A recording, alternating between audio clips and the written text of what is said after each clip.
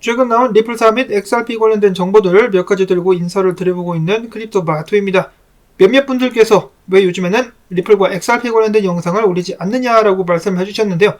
일단 저는 이 소송에 대한 판결 계속해서 기다리고 있습니다. 휴가 기간 동안에 판결이 나오게 되지 않을까라는 생각도 했었는데 아직까지도 나오고 있지 않죠. 이 판결이 나와야 제대로 된 가격 움직임이 나오던가 할 것 같아가지고 판결을 기다리고 있었는데 아직까지 나오지 않고 있습니다. 시간은 흐르고 흘러서 어느샌가 2023년도 7월이 되어버렸는데 자 그래도 올해 안에는 그래도 약식 판결 좀 나와줄 수 있기를 바라보면서 그나마 모은 소식들 한 번씩 보도록 하겠습니다. 이미 아시는 분들이 많이 계시는 소식들이 있을 수 있기 때문에 이 점 유의를 해주시면서 들어주시면 감사하겠습니다. 자 일단 SEC 같은 경우는 힌맨 문서가 공개되기 전에 빌 힌맨에 관련된 자료를 전부 다 지워버렸죠. 사진만 꼴랑 남겨놓고 나머지들은 전부 다 삭제를 해버렸습니다. 빌 힌맨 가지치기 들어가는 것이 아니냐 이런 예측들까지 나왔었는데 빌 힌맨 같은 경우는 법정에 서가지고 증언을 한 바가 있었죠. 2021년 법정에서 증언을 했는데 그때 당시에는 이렇게 이야기를 했다라고 합니다. 이더리움은 증권이 아니다라는 힌맨 문서 발표 같은 경우는 SEC 관계자 및 타인과 논의한 적이 없는데 드러난 사실을 알고 봤더니 거짓으로 밝혀졌죠. 그렇기 때문에 힌맨은 법정에서 위증을 한 것이다 라면서 존 디튼 변호사는 쏘아붙이기도 했었습니다. 위증이 맞죠. 진실만을 밝혀야 되는데 거짓말을 했기 때문에 관련된 처벌을 꼭 받아야만 되겠습니다. 자 그런가 하면은 디튼 변호사는 그동안에는 계속해서 리플사의 승리를 점치고 이에 대해서 강조를 해왔었는데요. 최근에는 이렇게 리플사가 패소하게 되는 부정적인 시나리오도 사람들과 공유를 하기도 했다라고 합니다. 간단하게 짚어보면은 리플사가 1심에서 패소를 하게 된다라면 상고를 하게 될 것이고 그때까지 미국 의회가 별도의 조치를 취하지 않는 이상 법원은 이를 받아들일 가능성이 높은데 이 경우 민사도 같은 결과가 나오고 그러니까 리플사에게 좋지 않은 결과가 나오게 되면은 리플사는 마찬가지로 이 사건에서도 상고를 하게 될 예정인데 문제는 이로 인해서 리플사의 자금이 전부 다 바닥나게 된다라면은 리플사는 빈털터리로 3년에서 5년을 버틸 수 있어야만 할 것이다. 리플사가 민형사 사건에서 모두 패소하게 된다라면은 SEC는 약 13억 달러 규모의 자금을 회수할 수가 있게 될 예정이다. 엄청난 돈이네요. 남이 열심히 일해놓은 돈을 권력을 이용해가지고 소송을 건 뒤에 갈취하는 그런 모습이 될 것 같습니다. 그렇게 된다라면은 SEC는 이후 XRP 홀더들에게 XRP를 판매할 수 있는 펀드 페이백을 만들 것이다. 과거에 유사한 판례가 있다. 즉 피해보상을 조금이나마 해주려고 신용을 할 것이다 라고 이야기를 했습니다. 근데 이것도 미국 사람들에 한해서만 그런 식으로 보상이 이루어지게 되겠죠. 당연히 리플사와 빵형을 상대로 집단 소송을 걸었었던 사람들이 있었죠. 브래들리 소스탁을 중점으로 해가지고 XRP 투자를 했다가 손해본 사람들이 집단 소송을 걸었었는데 최근에 미국 캘리포니아 지방법원은 이들이 이처럼 소송을 걸 수 있는 권한을 인정을 하게 되었다라고 합니다. 그래서 소송을 계속해서 이어 나갈 것인데 이런 사람들 같은 경우는 당연히 SEC가 승리하기를 바랄 것이다 라고 이야기를 한 것입니다. 그래야만 더 많은 배상금을 받을 수 있으니까 지들이 투자 실패해놓고 남한테 물어내라고 하는 꼴이 참 우습긴 합니다만은 아무튼 아직까지 소송이 계속되고 있다라고 합니다.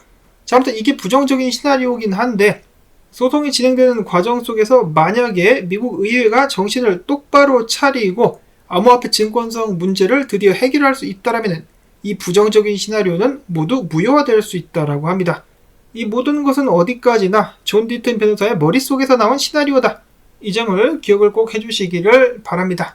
자 그런데 그 전까지만 해도 계속해서 리플사가 승소할 것이다 라고 강하게 믿음을 줬었던 사람이 이제는 패소에 대해서 이야기를 하고 있다. 밑밥을 치는 것은 아닌가라는 우려가 약간 들기도 하네요. 근데 솔직히 아무리 객관적으로 봐도 리플사가 유리하지 않나요? 리플사 쪽으로 판결이 기울 것 같기는 한데 아직까지도 결과가 나오지 않고 있어가지고 판사가 고심을 하는 것인가 아니면은 누가 뒤에서 압박을 하는 것인가. 만약에 리플사가 여기서 승소를 하게 되면은 암호화폐를 죽이려고 하고 있는 조 바이든의 계획이 틀어지기 때문에 판사 입장에서도 좀 골치가 아플 것 같기도 합니다. 앞에서 말씀드렸다시피 외부 압력이 있을 수도 있고요. 자, 아무튼 이 판결이 좀 빨리 나와주면 좋겠는데 만약에 리플사가 승소를 하게 된다. 그러면 XRP 가격 $10 최대 $30까지 올라갈 가능성이 있다라고 헤지펀드 매니저인 토마스 크라로우는 밝혔습니다. 자, 과연 그렇게 될 수 있을 것인가? 한편 빵행의 절친이자 에링턴 캐피탈의 창업자인 마이클 에링턴 같은 경우는 지금 현재 리플사가 SEC와 XRP 증권 여부를 놓고 피 튀기는 혈전을 벌이고 있는 가운데 XRP를 기반으로 한 헤지펀드 출시를 신청했습니다. 참 강단이 대단한 사람이다라는 생각이 드는데요. 증권 여부 가지고 싸우고 있는데 이를 무시하고 그냥 헤지펀드 출시 신청을 해버린다. 역시 거칠 것이 없는 상남자다라는 생각이 듭니다. 지금도 생각나는 것이 한 암호화폐 관련된 행사에서 대놓고 SEC에게 쌍욕을 하기도 했었죠. 아주 재미난 사람입니다. 마이클 에링턴. 이어서는 XRP 커뮤니티의 문제점 뭡니까? 찌라시입니다. 찌라시. 항상 말도 안 되는 찌라시를 들고 와가지고 희망 회로를 돌리는 커뮤니티 멤버들이 있는데 이번에는 리플사가 XRP 바이백을 하는데 100억 개의 XRP를 바이백할 준비를 하고 있다라는 되도 않는 소문이 돌아가지고 CTO가 직접 나와가지고 그런 일은 없다라고 확인을 해주었다라고 하네요. 찌라시가 재밌긴 합니다만은 이렇게 근거 없이 막 들이대는 거 도대체 왜 그러는 것인가?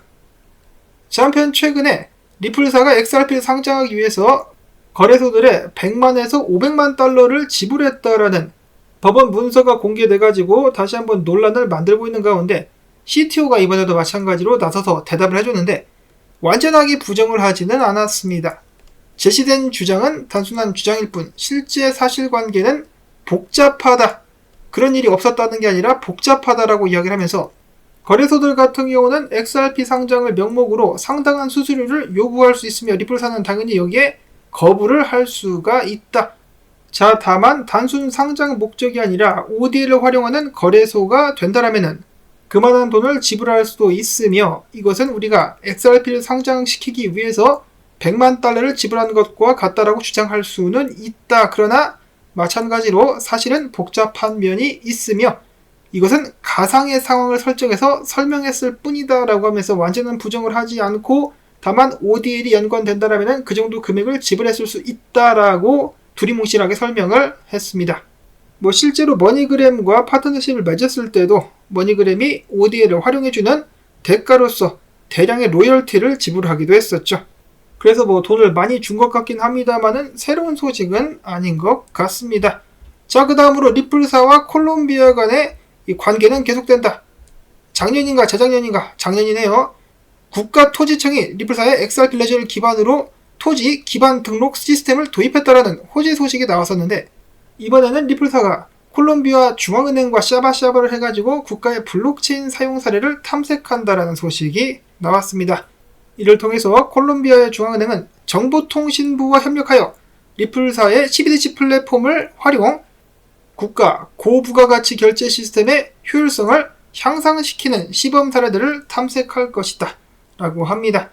콜롬비아 역시 리플사의 CBDC 플랫폼을 통해서 CBDC를 발행하게 될 수도 있겠죠. 마지막으로는 XRP 레저 생태계용 인터넷 브라우저이자 XRP 지갑이 될 수 있는 크로스마크가 몇 달 안에 출시가 될 예정이다라는 소식이 나왔습니다. 해당 브라우저 및 지갑 같은 경우는 기존의 XRP 관련된 앱과도 연동이 될 수 있을 것이다 라고 해가지고 사람들이 기대를 하고 있는데요. 근데 사실 XRP 중심의 브라우저 개발 소식 같은 경우는 과거에도 나온 바가 있습니다. 푸마 브라우저라고 XRP 기반의 브라우저가 개발이 되고 있었다가 지금은 소식이 완전히 사라진 그런 일례가 있었습니다. 그 외에도 기억하시는 분들이 많이 계시겠지만 XRP 팁봇 같은 경우도 활용이 되고 있다가 중단된 것으로 알고 있고 코일 같은 경우도 사업을 중단했었죠. 과연 이 크로스마크 같은 경우는 어떤 성적을 거둘 수 있을 것인가? 일단 계속해서 개발들이 이루어지는 것은 좋은 것 같습니다. 자, 이렇게 해가지고 업데이트들 준비를 해봤는데요. 역시나 소송 결과가 나와야 가격도 움직일 것이고 제대로 된 개발에도 박차가 가해지지 않을까 싶습니다. 기다림의 시간이 하루빨리 끝나길 바라보면서 영상 광고 재생 부탁을 드립니다. 여러분들의 도움이 있어야만 저도 계속해서 영상을 만들 수가 있겠습니다. 자, 그러면 저는 다음에 새로운 소식 가지고 또 인사를 드리도록 하겠습니다. 안녕히 계십시오.